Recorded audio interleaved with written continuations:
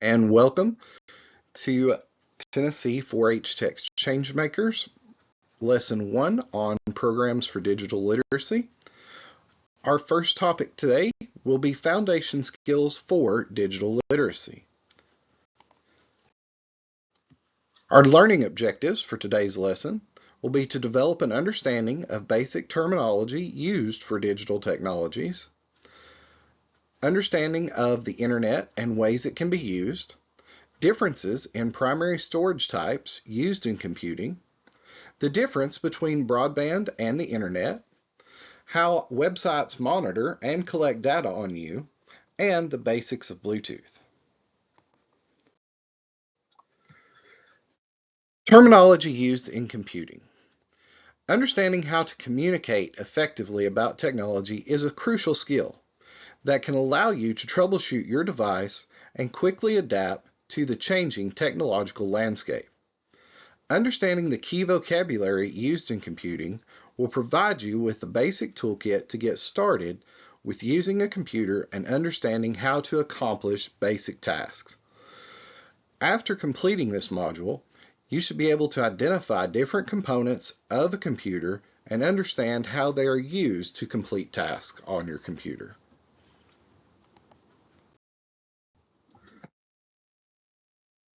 Internet uses. The Internet can be a quite confusing and intimidating topic for those who don't have much experience with it. The Internet can be understood loosely as a complex network of interconnected computers and computer systems, which allow people from across the world to communicate, share ideas, and access a wide array of resources and information.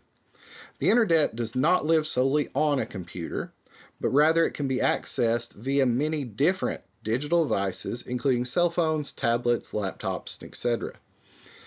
The ways that we can use the Internet in our daily lives are nearly limitless, so being able to tap into knowledge and resources available to us on the Internet is a crucial skill to learn. In order for us to communicate effectively and access the resources available to us, we first need to understand the basic terms of the Internet and how we go about accessing the Internet on our digital devices.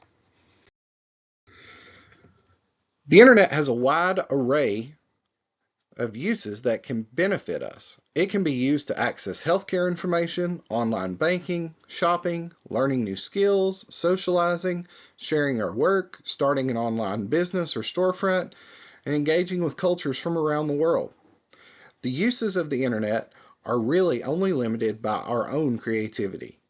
To help conceptualize the Internet, it may be helpful to think how you are currently, if any, using technology and what types of activities you participate on your devices.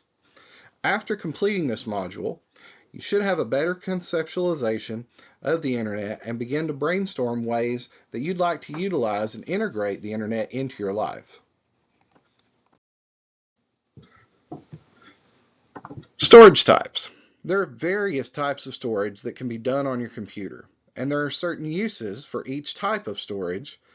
That way it can accomplish your goals more effectively. It's first important to point out that websites and information on the Internet is not locally saved on your computer. So when you access your online bank, that information is not saved on the hardware on your computer, but rather exists on the Internet. Your computer contains several different types of storage. The first is memory, also referred to as RAM. This type of memory is not saved for long term, but is rather a form of short-term storage that allows for quicker and easier access for programs and websites. Storage in general, when we're talking long-term, when we say storage, it will take the form of a hard drive, a solid-state drive, or an external device, such as a jump drive, a thumb drive, or even an external hard drive. Last is the cloud storage. This type of storage is the most recent. Cloud storage is a storage that does not exist locally on your computer, but rather is uploaded to a cloud and accessible usually through an account located on the Internet. A common use cloud storage tool is Google Drive or Microsoft SharePoint. So let's talk about the difference between broadband and internet when we're defining those terms. Broadband can be understood by using a plumbing metaphor. So water is transported through the pipes to an access point, like a water fountain or a sink, which allows access to water. In this scenario, the pipes represent the internet, which is transporting the information, the water, and the data, and the broadband access is represented by the access point, the water fountain itself. So broadband and internet are not the same word, they're not the same thing, but rather broadband is the infrastructure which permits our access to the internet. Broadband can come in various forms from various providers, such as DSL access, cable internet, fiber optic, or even satellite providers who provide the broadband or internet service. And these services are usually purchased via monthly subscription from a communications provider in your area. So while we're on the internet, how is our data being collected?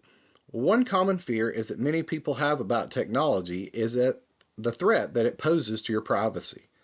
The most common type of data collection takes the form of cookie monitoring. Companies can be given access to information about your search histories and etc. so they can more effectively market to you.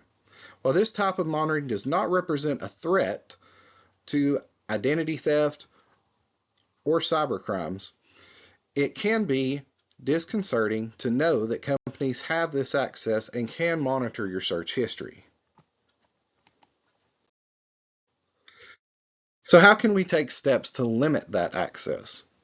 Some steps are regularly deleting your web browser's history, adjusting your privacy settings to disable cookie sharing, don't click accept to cookie tracking when prompted on websites, disable tracking permissions, disable location sharing, opt out of personalized ads, and for an added layer of security, use a VPN while browsing.